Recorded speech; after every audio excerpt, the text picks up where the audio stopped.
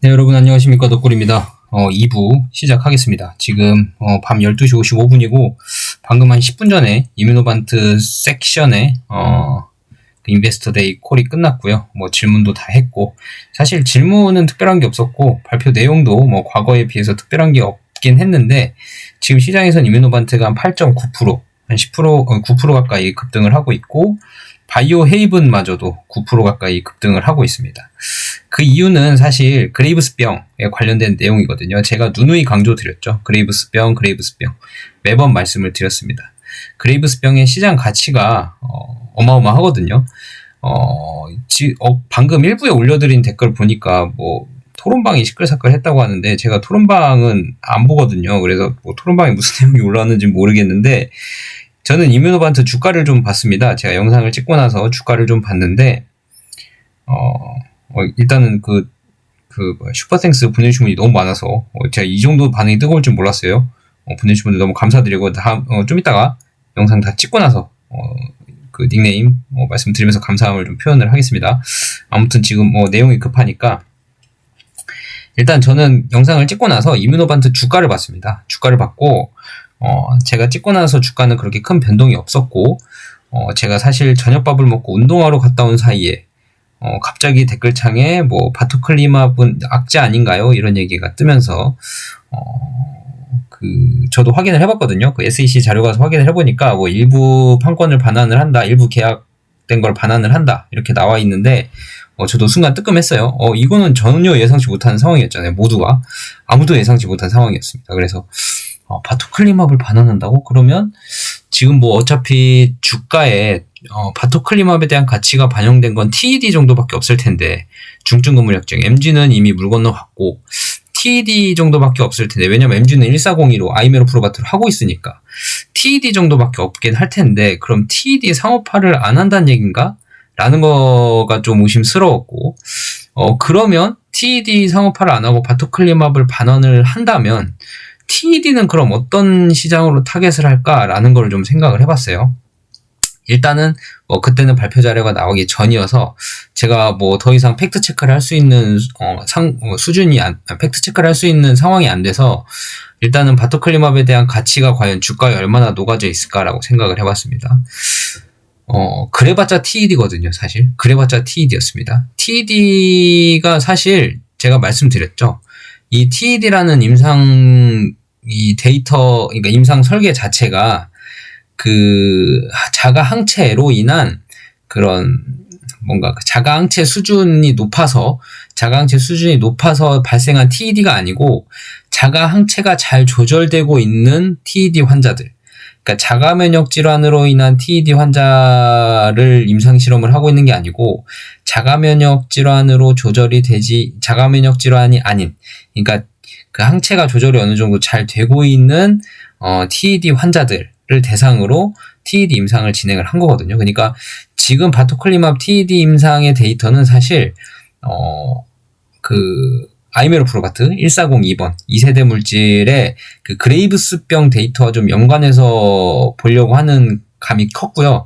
일단은 상업화를 만약에 데이터가 성공을 하고 안정성 검증까지 확인이 되면 상업화를 한올가 상의를 해서 상업화를 하겠다라는 얘기까지는 나왔지만 그래서 TED라는 상업화에 대한 주가의 반영이 과연 한올에 얼마나 돼 있을까? 왜냐하면 지금 시즌이 내년을 바라보고 있는 시즌이기 때문에 이 한올의 시가총액이 아이메로프로바트로 인한 기대감으로 인한 시가총액 상승인 건지 바토클리맙 TED로 상업화로 인한 상승인 건지가 사실 좀 애매했던 게 아이메로프로바트로의 상승으로 또 좀 있을 거고 TED 상업화에 대한 상승의 가치도 좀 있을 거고 막 섞여 있기 때문에 이게 뭐가 많이 반영됐겠구나라고 딱 잘라 말하기가 쉽지가 않은 지금 시가총액 분위기거든요. 뭐 예를 들어서 TED 상업화에 대한 얘기가 아예 그 전부터 잘라서 없었으면 지금의 시가총액은 아이메로프로바트에 대한 기대감이다라고 딱 단정지어서 말할 수 있는데 지금 여러 얘기가 혼재되어 있어서 사실 좀 쉽지 않은 부분이 있었고요. 그래서 일단 아까 그 악재가 터졌을 때 공시 내용을 보니까 뭐 일부 반환 이렇게 돼 있는 것 같더라고요. 그래서 일부 반환은 또 뭐냐? 일부 반환이면 지역을 일부 반환하는 건지, 근데 지역을 반환하진 않을 것 같고 특정 질환들 면에서 이렇게 반환을 하려는 것 같아요. 우리 MG랑 뭐 CIDP는 바토클리마브로 안 해, 뭐 이런 식으로 반환 논의를 하고 있는 것 같고, 그래서 일단은 로이반트 입장에서 먼저 반환을 요청을 하고 있는 상황인 것 같고요. 한올 입장에서는 사실 로이반트가 바토클리마블 개발을 거의 안 하는 수준으로 들어간 거기 때문에 한올 입장에서는 바토클리마브의 약물을 뭐라 그러죠? 그거를 잘 개발을 해놨는데 사실 이게 상업화가 안 된다고 하면 좀 어떤 문제가 좀 발생을 할 수는 있냐면 일본 계약 수출 관련해서는 조금 문제가 발생할 수도 있을 것 같긴 해요. 왜냐면 한올바이오파마가 일본 판권을 지금 이제 바토클리마블을 팔려고 했잖아요. 근데 데이터를 받아야 된단 말이에요. 로이반트에서 데이터를 받아야 되는데, 글쎄요, TED 데이터는 이제 로이반트가 TED를 따로 상업화를 할 건지 안 할 건지는 좀 얘기를 해봐야 될 것 같고, 그리고 한올 측에도 이게 지금 어떤 상황인지 한올 측에서 이제 기사도 내고 할 거 아니에요. 그런 내용을 좀 기사로도 내보고 기사 내용도 좀 봐야 될 것 같고요. 아무튼 그런 TED 관련해서의 데이터를 반환한 MG CIDP는 뭐 전혀 신경 안 쓰고요. 일단 아이메로 프로바트를 하고 있기 때문에 결국은 TED 하나 남았잖아요. 지금 바토클리마브는 TED 하나 남았는데 그 TED 하나를 반환을 하는 거냐, 아니면 TED는 그냥 그대로 놔두고 MG랑 CIDP라는 특정 질환에 대한 권한만 반환을 하는 거냐, 지금 이게 문제거든요. 근데 MG랑 CIDP는 사실 반환 받아도 그게 그렇게 크게 문제가 되진 않을 것 같고, TED 관련해서 이제 반환을 하냐 마냐, 이게 좀 문제가 되는 것 같은데, TED라는 질환 자체도 보시면 2027년 경부터 이제 TED의 상업화에 대한 로열티 같은 것들이 이제 들어오려고 했고, 마일스톤도 2027년경부터 들어오려고 했는데, 그게 이제 만약에 상업화가 안 되고 바토클리마브의 반환을 받아버리면, 근데 이게 만약에 TED까지 반환을 받으면 그냥 바토클리마브를 반환한 거랑 똑같거든요. 그러니까 이게 SEC 자료에서 일부 반환이라는 대목이 있어서 그거를 제가 좀 팩트 체크를 해봐야 될 것 같고, 그러니까 이게 왈가왈부 말이 많을 수 있는데 웬만하면 종목 토론방 보지 마세요. 그 종목 토론방 보면 맨 쓸데없는 얘기들이 너무 많아요. 안 봐서 모르겠는데, 여러 얘기 나왔겠죠? 그 바토클리마브 반환은 악재냐, 호재냐, 이런 얘기 나왔으니까 다들 이제 혼동하실 거 아니에요. 근데 제가 말씀드리잖아요. 지금 한올바이오파마의 기업 가치는 그레이브스병의 기업 가치가 가장 큽니다. 지금 2027년 8년 그레이브스병에 대한 기업 가치가 가장 큰데, 그 그레이브스병에 대해서 설명을 오늘 자세히 했거든요. 의사들까지 나와보면서. 지금 이게 발표 자료거든요. 발표 자료 보면 앞에 이제 브레포스티닙, 로이반트의 그 다른 그 약물이죠. 브레포스티닙에 대한 설명이 이제 맨 초반부에 나왔고요. 두 번째부터 이제 이뮤노반트의 그 아이메로 프로바트가 나오게 되는데, 어디서부터냐? 브레포스티닙. 여기 있다. IMVT 1402. 여기서부터 나오게 되는데, 그 뒤로는 이제 그레이브스병에 대한 얘기가 되게 많아요. 그리고 류마티스 관절염 얘기도 있고.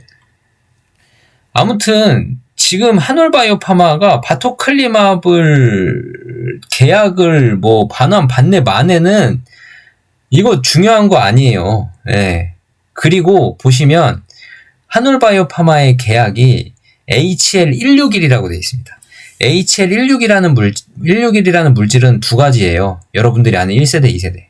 HL161ANS가 있고요. HL161BKN이 있어요. HL161BKN이 이제 바토클리마브이고요. HL161ANS라는 물질이 아이메로 프로바트입니다.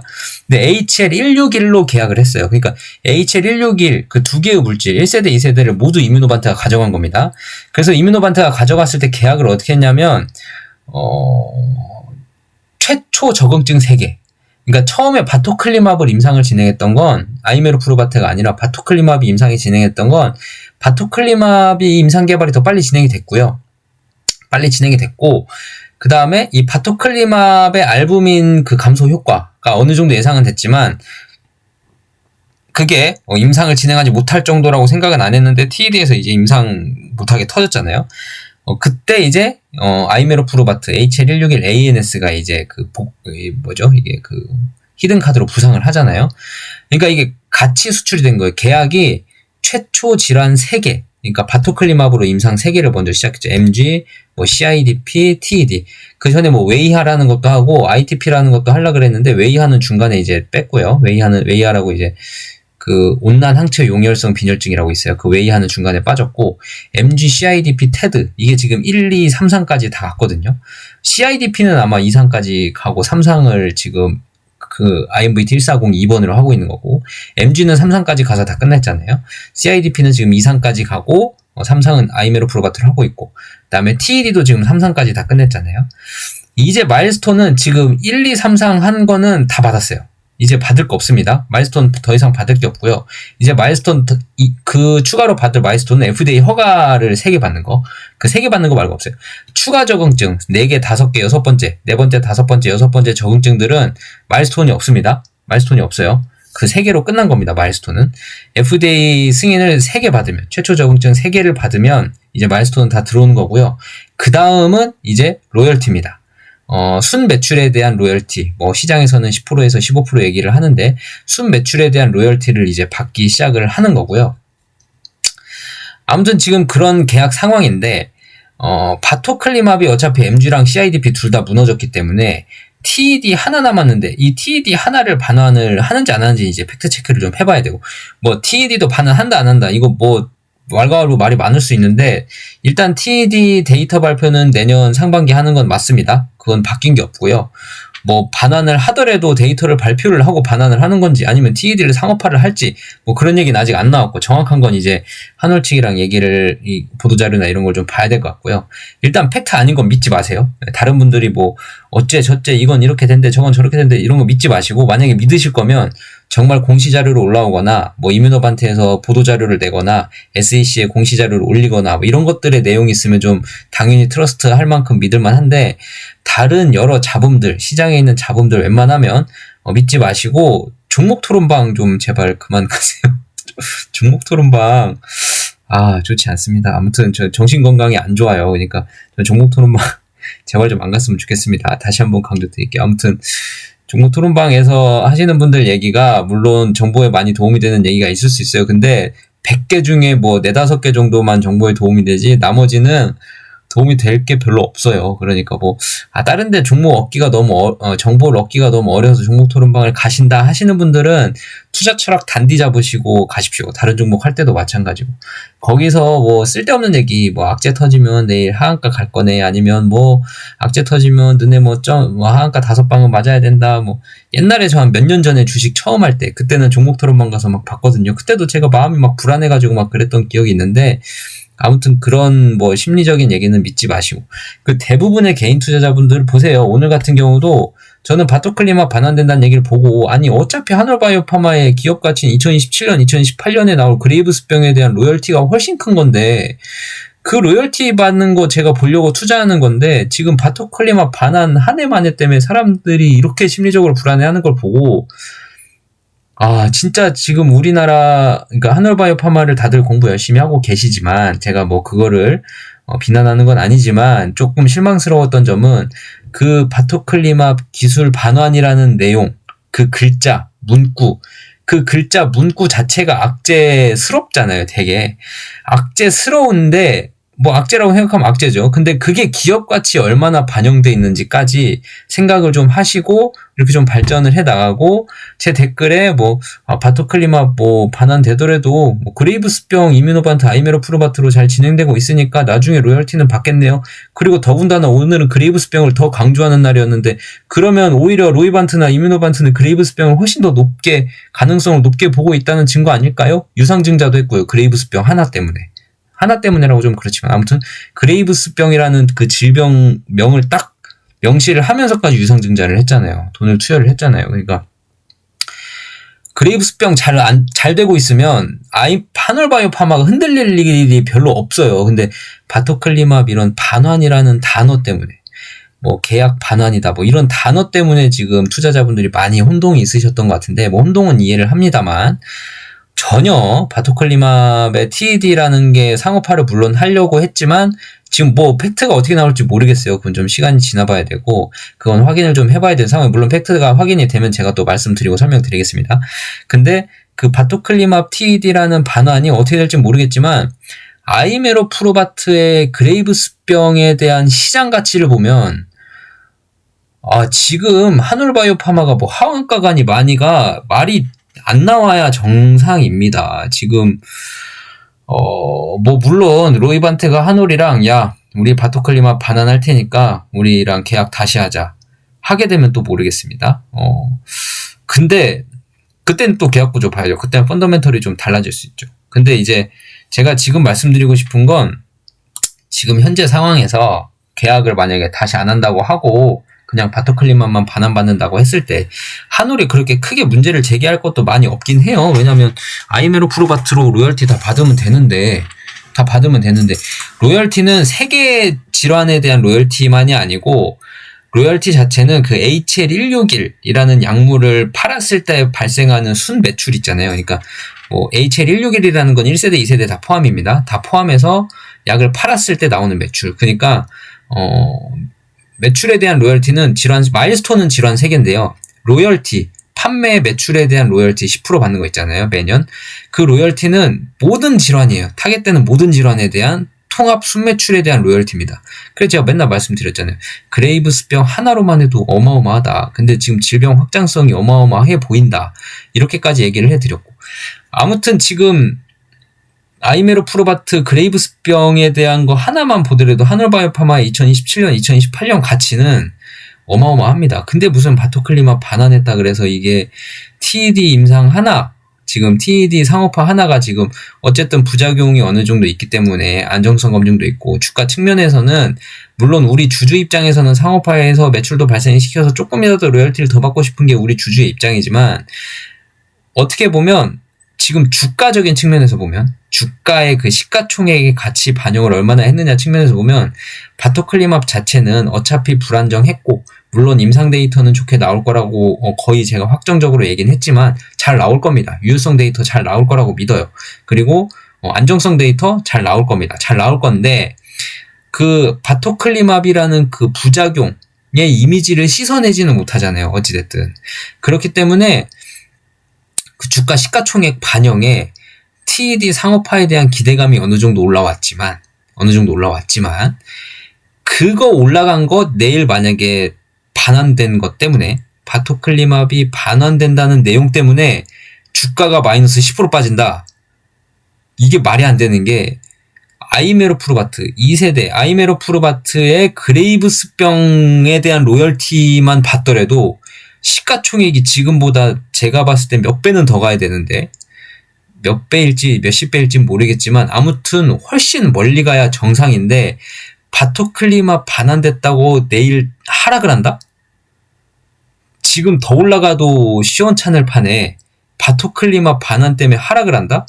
그러니까 다시 말하면 아이메로프로바트 그레이브스병에 대한 가치는 다 없어진 거고 다 생각 안 하고 바토클리맙 반환만 생각해서 내일 하락한다?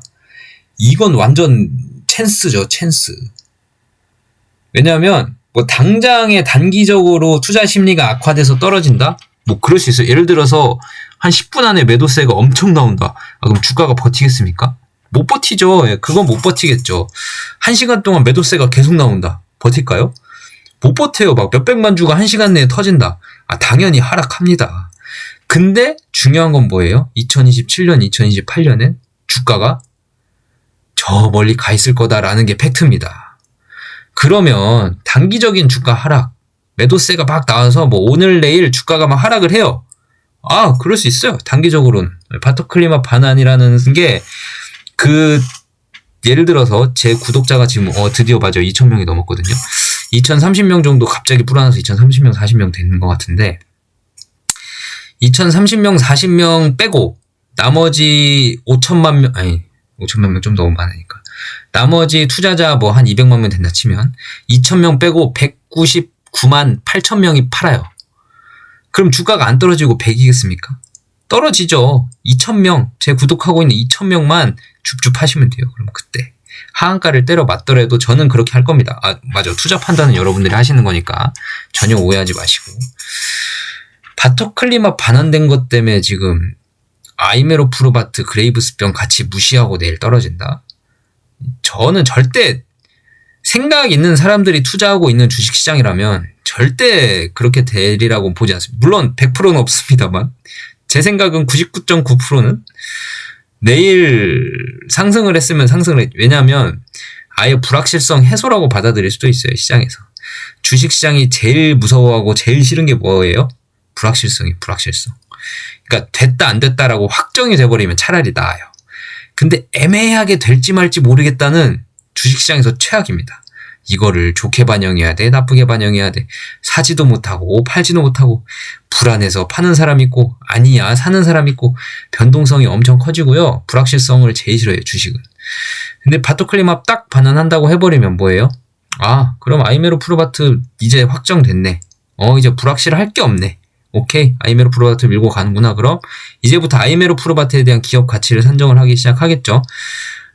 불행 중 다행인 건 지금 아이메로 프로바트 류마티스 관절염 치료제가 2027년에 임상 3상 데이터 결과를 발표하게 돼 있는데, 그러니까 2026년에 발표하는 거는 오픈 라벨 초기 임상 결과를 발표를 하려고 했던 거고, 진짜 3상 완전한 결과는 2027년에 발표를 하려고 했는데, 지금 임상 환자 모집이 너무 빨리 되고, 왜냐면 제가 말씀드렸죠. 류마티스 환자 너무 많습니다.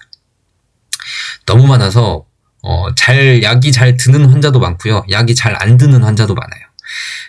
이뮤노반트는 지금 치료를 타겟을 하고 있는 환자가 2차, 3차, 4차 치료까지 해놓고도 환자가 약이 안 들어서 류마티스 관절염 치료가 되지 않고 있는 그런 환자들을 타겟으로 하고 있는데도 환자 모집이 너무 빨리 돼서 지금 2026년에 임상 3상 결과 발표까지 다 한다니까요.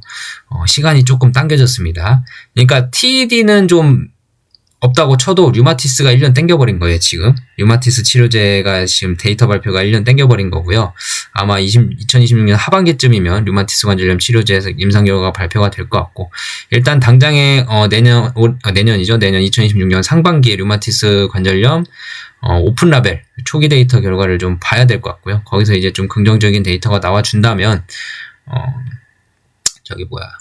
하반기 데이터를 좀 기대해 볼 만하고, 근데 이제 환자 모집이 좀 빨리 됐다는 거는 글쎄요, 한번 데이터를 봐야겠지만 기대해 볼 만은 하지 않을까 싶어요. 이제 오갈 데가 없는 환자들이 이뮤노반트 약밖에 안 남은 상황이기 때문에 환자군도 한 7만 명 이상 되고요. 투여 환자 가능 수가 7만 명 이상 되고, 참고로 중증 근무력증 환자가 한 6만 명 됩니다. 그리고 CIDP 환자가 한 2, 3만 명 되는데, 지금 아제넥스가 중증 근무력증과 CIDP 약물 투여를 하고 있잖아요. 투여 환자 수가 한 3, 4만 명 되는데, 지금 아제넥스 시가총액이 3, 4만 명 투여하고도 지금 80조 원을 찍었거든요. 890달러가 딱 80조 원이네요. 80조 원을 찍었습니다. 그렇게 한 3, 4만 명 투여하고, 물론 다른 질환 치료제 개발하는 것들도 많아서 그런 확장성까지 주가에 반영이 됐겠죠. 이뮤노반트 치료제는 확장 안 하나요? 이뮤노반트 치료제도 똑같은 FcRn 저해제로서 확장 가능성이 충분히 높습니다. 근데도 이뮤노반트는 지금 주가가 이제 6조, 7조 원 가까이 되고, 지금 12% 오르고 있으니까 상승폭을 좀 더 키우고 있네요. 지금 12% 오르고 있는데 6조 700억 원이네. 지금 딱 6조 700억 원 정도의 가치를 갖고 있습니다. 그러니까 지금 10배가 넘어요, 아제넥스가. 근데 환자 대상수를 보면 어떻게 돼요? 아제넥스는 지금 3, 4만 명 치료하고 있는데, 그런 확장성까지 다 포함해서, 연구 개발하는 것까지 다 포함해서 시가총액 80조고, 이뮤노반트는 그레이브스병 하나만 해도 몇만 명? 20만 명에서 30만 명 사이입니다. 그러면 대상 환자 수가 아제넥스 최대 대상 환자 수에 대비해서 그래도 한 3-4배 많은 거거든요. 제가 그레이브스 지난번에 댓글 지겹다고 하신 분 계속 말씀드리면 좀 죄송하긴 한데, 아무튼 그레이브스 계속 말씀드린 게 다 시장 가치 보고 말씀드린 겁니다. 그러니까 바토클리맙 반환, 글자가 되게 무섭죠. 바이오 업계에서 최악이잖아요. 내가 팔았던 제약 기술이 다시 반환된다는 거. 반환이란 글자가 오는 그 공포에 너무 질려 하셨을 것 같은데, 그러지 마시고요. 아이메로 프로바트 그레이브스병이 2017년 8년에 지금 이제 2028년에 상업화를 계획을 하고 있는데, 지금 딱 내년 시즌 들어가면 이제 2년 남았습니다. 2년 후에 수십조 원이 팔릴 약물입니다. 2년 후에 바로 그러진 않겠죠. 점차적으로 늘어날 건데, 피크 세일즈 기준으로 수십조 원이 팔리게 될 겁니다. 그때는 그레이브스병 뿐만이 아니라 다른 질환도 팔고 있을 테니까. 그러면 이제 로열티가 수조 원이 들어오는 날이 충분히 올 수 있는 상황이잖아요. 그죠? 매출의 10%에서 15% 사이니까. 그러면 다시 말씀드리지만 주가가 어떻게 가겠어요? 한 번에 파바박 가지는 않더라도 방향성은 천천히 위로 올라가지 않겠습니까? 제가 몇 달 전부터 뭐 올해 중순부터 계속 말씀드린 게 엉덩이로 투자하는 거다. 열심히 모아서 기다리는 사람이 이기는 거다. 지금은 이제 기다리는 일만 남았다. 열심히 모으는 일만 남았다라고 설명도 드렸었고, 지금 그때 계속 모으고 또 오늘도 안 팔고 어제도 안 팔고 지금 11일 데이터 기대한다고 안 팔고 하셨던 분들 잘 참으셨고요. 주식은 다른 거 없습니다. 머리로 하는 게 아니고요. 엉덩이로 하는 거예요. 머리는 이제 10%라 그랬잖아요. 엉덩이가 90%입니다. 누가 잘 사서 잘 모아서 잘 눌러앉고 안 파냐. 주식은 잘 파는 게 기술이 아니라 안 파는 게 기술입니다.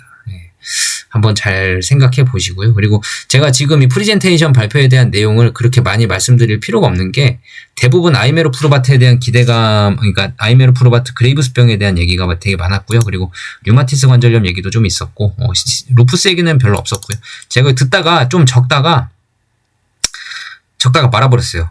왜냐하면 뭐라고 했는지 다 듣긴 했습니다. 근데 왜 말았냐면 전문적인 얘기들이 너무 많고, 그러니까 우리가 투자하면서 이런 전문적인 얘기까지 알아야 돼 할 정도로의 전문적인 얘기까지가 너무 많고, 사실 그레이브스병의 핵심 요건은 뭐냐면, 정리를 딱 해드리면 그레이브스병은 지금 70년간 치료제가 없었고요.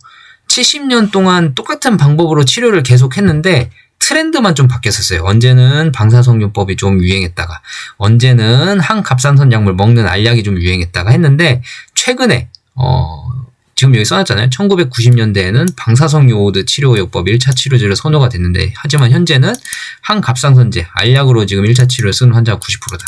그러니까 트렌드만 좀 바뀌어나가고 있었지 70년 동안 치료 방법은 정해져 있었습니다. 근데 이제 환자들이 알약을 먹고 예를 들어 조절이 돼요. 그럼 안 먹어요. 그러다 재발을 해요. 그럼 또 먹어요. 그러다가 그때부터는 잘 안 들어요. 그럼 양을 늘려요. 알약을. 양을 늘리면 뭐가 생겨요? 부작용이 또 생겨요. 그러니까 양을 많이 못 늘려요. 좀 줄여요. 그러다 반응이 좀 있으면 다시 약을 안 먹어요. 그러다 또 재발해요. 계속 왔다 갔다 하는 거예요. 그러니까 의사들 입장에서는 치료가 됐네 하다가도 다시 재발돼서 오면 조절이 잘 안 되고, 환자들은 치료된 줄 알았는데 또 아프니까 병원 오게 되고, 약 먹다가 또 괜찮아지면 안 먹으면 또 재발하고, 다시 또 먹으면 용량 늘려야 되고, 막 이런 상황이 70년 동안 계속 반복된 거예요. 근데 아이메로 프로바트를 딱 임상을 해보니까 어떻게 해요? 바토클리마브 임상을 해보니까 환자가 약을 안 먹어도 되는 상황이 나와버린 거예요. 그러니까 70년간 치료제가 없던 환자들이, 그러니까 없다고 하긴 좀 그렇고 약물로 조절이 잘 안 되던 환자들이 조절이 돼버린 겁니다. 그게 disease modifying, 질병 수정 기능 치료,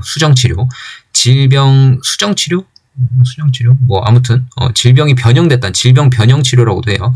질병 변형 치료가 돼버린 거예요. 그러니까 유지가 돼버린 거죠. 그런 환자들이 80% 정도까지 나왔고, 구체적인 숫자는 이제 뭐 용량에 따라 다르긴 한데, 아무튼 상당히 높은 비율로 관해라는 거를 50%인가 아마 됐던 것 같은데, 관해라는 거를 기록을 하게 됐고요. 혁신적인 거죠, 사실.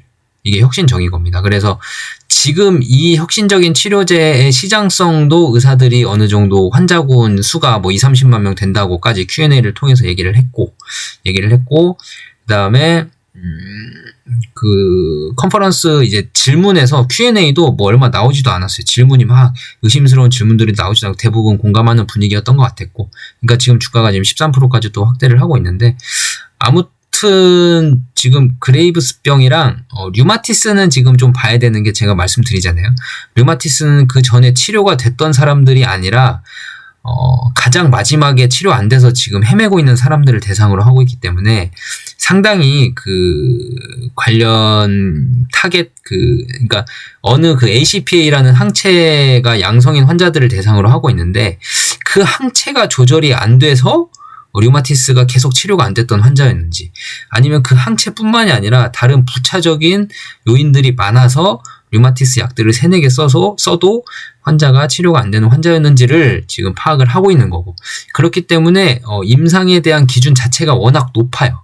그러니까 허들을 넘기가 힘들어요. 그래서 쉬운 임상은 아닙니다. 사람들이 약이 많이 나와 있는데 이 약은 그것보다 더 좋대라고 하면 기대감도 커서 그 위약 효과가 높아지거든요. 그러니까 A, B, C, D라는 약물을 다 넣는데도 안 돼. 근데 A, B, C, D가 안 되는데 A, B, C, D, E까지 안 되는데 F라는 약물이 나왔어. F라는 약물은 그러면 이 약은 잘 들겠지. 앞에 거보다 이제 다른 약이기도 하고 더 좋은 약일 수도 있고 하니까 이 약은 잘 되겠지 하고 먹으면 사람이 심리적으로 괜찮아진 것 같아 하고 위약 효과가 상당히 높게 나타날 수도 있습니다. 근데 그 허들 또한 넘어야 돼요. 그래서 류마티스 관절염 치료제는 상당히 쉬운 임상은 아닙니다. 좀 어려운 임상이고요. 그에 반해 그레이브스는 지금 많은 것들이 검증이 되고 있고 환자분도 지금 여기 아까 표에서 보시면 제가 하나 표를 보여드릴게요. 이거는 과거에 다 나왔던 얘기고 여기 이게 지금 이 삼각형 있잖아요. 이 삼각형이 이뮤노반트, 아제넥스나 뭐 FcRn 저해제 치료제를 개발하는 회사에서 타겟할 수 있는 환자 질환 수입니다. 엄청 많죠. 네. 이건 참고만 하시고 그리고 뭐 이거는 이게 뭐 환자 수 얘기하는 거 population이니까 환자 수가 지금 엄청나다 얘기하는 거고요. 이거 표 보여드리려고 이거. IMV140 is expected for potential ALS 600K US variant. 그러니까 미국에서 환자만 60만 명 이상. 아이메로프로바트만 보시면 여기가 지금 이 GD라고 나와 있는 이 왼쪽 MG CIDP 바닥에 있는 MG CIDP 말고 요거 워터마크 때문에 참 요거 GD 이 환자 수 보이시죠? 앞에 MG CIDP 이 두 개가 지금 아제넥스가 타겟하는 환자 수입니다. 근데 GD 같은 경우는 어떻게 돼요? 이만큼 올라가. 환자 수 군의 비교 차이 보이시죠? 여기 그 바로 옆에 있는 이 D2TRA 그 다음에 이 쇼그렌 그 다음에 여기 루푸스 여기는 다 7, 8만 명대로 비슷합니다. 위에 뒤에 세 개는. 근데 그레이브스병 보세요. 여기만 20만 명, 30만 명이에요. 근데 이거에 대한 데이터들이 쌓이고 있고요. 이뮤노반트가 퍼스트 인 클래스이자 베스트 인 클래스로 충분히 노리고 있고 왜냐면 IgG 항체 감소 농도가 이뮤노반트가 가장 깊기 때문에. 그래서 이 그레이브스병에 대한 가치를 인정받을 때가 되고 있다. 이제 2027년까지 점점 시가총액이 상승할 수밖에 없는 이유는 이 그레이브스병 환자들에 대한 치료제에 대한 기대감이 이제 반영될 때가 됐다. 지금 그 전까지는 그 바토클리맙이라는 불확실성 때문에 주가가 다 묻혀 있었고 그 불확실성이 싫어 죽겠는데 주식에서는 그 불확실성이 너무 싫은데 그 바토클리맙 때문에 이 그레이브스병 질환에 대한 시장 가치가 숨은 보석처럼 숨어 있었는데 이제 그 불확실성 먹구름이 거치니까 해가 쨍 하고 뜨기 시작하는 겁니다. 여러분들. 그러니까 제가 다른 데이터들은 뭐 저도 이걸 들으면서 봤는데 뭐 전문적인 얘기도 너무 많이 나오기도 했고 이걸 뭐 다 설명하고 어찌고 그러니까 분위기는 좀 아셔야 될 게 그 그레이브스병을 치료하는 의사 병원 그 유명 그 전문 병원에 의사분들이 와서 같이 설명을 했고요. 본인들이 환자들을 봤을 때 이런 현실 속의 문제들이 있고 그래서 아이메로프로바트 약이 필요하고 그리고 이 그레이브스병에 대한 약이 항갑상선 약을 쓴 다음에 그레이브스병 약 아이메로프로바트를 2차 치료제로 쓰는 게 아니라 그레이브스병을 앓고 있는 상황을 보고 만약에 이 사람이 너무 심해 그럼 아이메로프로바트를 1차 치료제로도 써버릴 수 있는 거예요. 항갑상선 약물로 컨트롤이 될 정도의 수준이 아니다. 그러니까 처음부터 딱 봤는데 환자가 너무 심해. 근데 항갑상선 약물 그 용량을 확 늘려야 되잖아요. 항갑상선 약물 용량을 확 늘리면 여러 가지 부작용이 동시에 동반될 수 있습니다. 심지어 어떤 의사는 오늘 사례 발표를 하면서 사망한 환자도 있다 그랬어요. 그 항갑상선 약물을 먹고 나서 고용량으로 먹고 나서. 그래서 그 의사가 앞으로 난 항갑상선 약물 절대 처방 안 한다고까지 얘기했다는 그런 설화까지 나올 정도로 고용량을 확 투여를 못해요. 심한 환자는. 그럴 때는 아이메로프로바트를 1차로 투여해버리는 거죠. 그렇죠? 그러면 심각한 환자들은 어떻게 돼요? 1차 치료제로도 쓸 수 있는 가능성이 어느 정도 열릴 수 있다. FDA랑 뭐 협의를 해봐야겠지만 아무튼 그런 얘기까지 나왔고 이 시장 사이즈 보이시죠? MG랑 CIDP 여기 있는 왼쪽에 두 개 여기 지금 바닥에 기어댕기는 이 핑크색 두 개 막대기가 아제넥스가 타겟하고 있는 지금 이 시장입니다. 그리고 시가총액이 80조 원이 됐어요. 지금 우리나라 돈으로. 근데 이 그레이브스 막대기 어때요? 상당히 크죠? 네. 이거 하나만 봐도 지금 여러분들 바토클리맙 반환하는 거 아직도 신경 쓰이십니까? 신경 안 쓰이시죠? 그리고 바토클리맙 반환이 TED라는 게 왜 중요하냐면 그레이브스병을 앓고 있는 환자들이 이제 처음에 그레이브스병 발병을 띡 하고 만약에 얘가 갑상선 호르몬이 조절이 안 되면 그게 TED로 발병을 해요. 발전을 해요. 그러니까 TED라는 데이터를 아이메로프루바트로 다시 임상을 진행해서 하는 것보단 바토클리맙으로 진행했던 거를 진행해서 데이터 쪽쪽 뽑아내고, 바토클리맙은 이미 진행하고 있던 게 있었잖아요. 3상을 빨리 시작을 했잖아요. 그래서 그런 걸로 데이터를 쪽쪽 뽑아내고 지금 그 데이터를 통해서 아이메로프루바트로 TED 처방까지 라벨 확장을 해서 처방을 할 수도 있는, 그렇게 될 수도 있거든요. 그러니까 바토클리맙 TED 판권을, TED를 상업화를 할지 말지, 이거는 사실 딱히 중요한 게 아닐 수도 있는 게, GD, 그레이브스병을 앓고 있는 환자들 중에 TED를 앓고 있는 환자들이 많으니까 그 TED라는 질환을 아이메로프루바트로 타겟을 동시에 할 수도 있는 상황이 생길 수도 있거든요. 그러니까 뭐 바토클리맙으로 TED 상업화해서 먼저 뭐 자리를 잡고 나중에 아이메로프루바트를 껴들어가기 쉽게 브릿지 역할을 하는 바토클리맙을 할 수도 있겠는데, 그거는 이제 좀 봐야 될 것 같고요. 팩트 체크가 필요해요. 그러니까 그 전까지, 팩트 나오기 전까지는 여러분들 뭐 다른데 뭐 종목 토론방 좀 제발 안 가셨으면 좋겠고요. 분위기는 그렇습니다. 분위기는 그렇고, 제가 이걸 지금 밤중에 이걸 다 설명해드리고 뭐 이건 이거다 지금 저도 분석이 다 안 돼 있긴 하고요. 한번 쭉 시간 나시는 분들은 보시고요. 잘 이해 안 가는 부분들이 저도 태반이라서 그렇게 막 구체적으로 다 설명을 못 드릴 수는 있겠지만, 아무튼 분위기는 그랬다. 그 그레이브스병에 대한 기업 가치가 반영이 되기 시작할 때가 된 것 같다. 이제는 해가 뜰 때가 됐다라는 것을 조금 상기시켜 주시고 그 반응에 좀 집중을 해주시면 될 것 같아요. 이걸 아시면 이제 바토클리맙 반환 이슈 그렇게 크게 안 느껴지실 수 있습니다. 맘 같아서는 지금 그러면 2배, 3배 가야 되는 거 아니야? 라고 할 수 있지만, 주가가 그렇게 생각보다 우리 마음처럼 우리가 확실하다 그래서 주가가 똑같이 가주는 건 절대 아닙니다. 예. 이렇게 13%, 14% 오늘 오르다가도요, 내일 다시 2, 3% 또 떨어질 수도 있고, 왜냐면 뭐 금리 인상 한마디 한다 그러면 몇 프로씩 또 빠질 거 아니에요. 그죠? 그런 단기적인 투자 심리에 너무 흔들리지 마시고, 만약에 흔들리는 것 같으면 이거 이 자료를 다운을 받으시든지, 아니면 아까 말한 이 환자 수표 있잖아요. 이거 보시면서 그래, 그레이브스 얘 하나만 믿고 지금은 가도 되겠다. 나중에 시가총액이 엄청 비싸졌을 땐 기업 가치를 다시 한번 재확인을 해봐야 되지만, 그때는 또 제가 같이 계산해드리면 되기도 하고 가끔씩 하면 되니까요.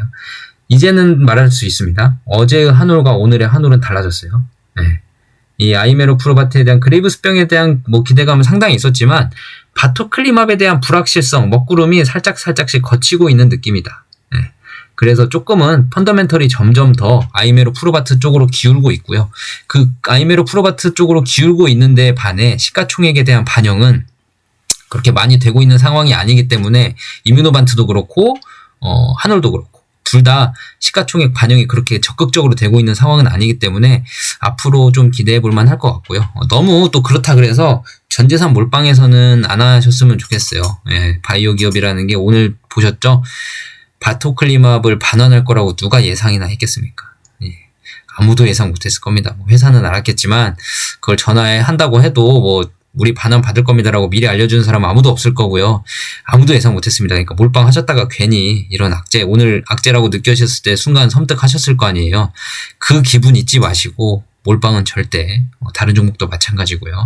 몰빵은 절대 하시면 안 됩니다. 패가망신의 지름길입니다. 그러니까 비중 늘리시는 거에 이제 자체적으로 판단해서 하시는 건데, 적당히 본인의 그릇 안에서 투자하셨으면 좋겠습니다.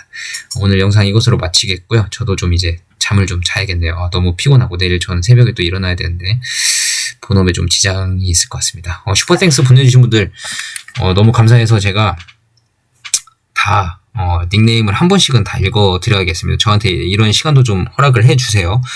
나는 잘하고 있는가님, 너무 감사드리고요. 2만원 보내주셨네요. 너무 감사드리고요. 존버하시겠다고 하시니 저도 화이팅 하겠습니다. 그리고 은독수리님, 매번 또 보내주시는데 오늘도 이렇게 보내주셨습니다. 격변의 시기라고 하는데 긍정적으로 해석해도 되냐라고 하셨지만, 오늘 영상 보시면 그 불안한 마음 싹 없어져 있을 것 같고요. 이상찬님, 그냥 실명 말씀드릴게요. 어차피 댓글로 있는 거니까. 빠른 해석 감사합니다라고 처음 보내주신 것 같아요. 너무 감사합니다. 코미님, 또한 너무 감사드리고요. 예. 또 누가 계시죠? 어디 보자. 주주님, 주주Q8K님 또 보내주셨네요. 너무 감사드리고요. 양희님, 보내주셨었나요? 기억 못했다면 죄송합니다. 아무튼 너무 감사드리고요. 청원참외님 또 보내주셨군요. 감사합니다. 클로이님도 받았던 것 같아요. 너무 감사드리고요. 메모리 800만원님은 어제도 갈비탕 먹으라고 주시고 오늘도 또 주셨습니다. 이야, 정말 대단하십니다. 메모리 800만원님 최고인 것 같아요. 예, 너무 감사드립니다. 아무튼 여러분들께서 많은 분들께서 많은 도움을 주셔가지고 제가 너무 기분 좋게 방송을 했고요. 내일은 또 한올 장이 어떨지 모르겠어요. 근데 뭐 급락한다면 저는 좀 땡큐지 않을까 싶긴 한데, 과연 이뮤노반트가 이렇게 급등을 하고 있는데 한올이 급락을 할 기회를 줄지는 모르겠습니다만, 안 주겠죠? 네, 아무튼 사람들이 다 보고 있으니까요. 네, 안 줄 것 같습니다. 아무튼 너무 행복한 하루네요. 네, 슈퍼 땡스도 너무 많이 받고, 그레이브스병 데이터에 대한 자신감도 로이반트에서 너무 많이 했고, 그리고 로이반트가 유상증자도 그레이브스병이라는 질환 자체를 걸고 하는 거 보니 상당히 많은 기대를 걸고 있는 것 같습니다.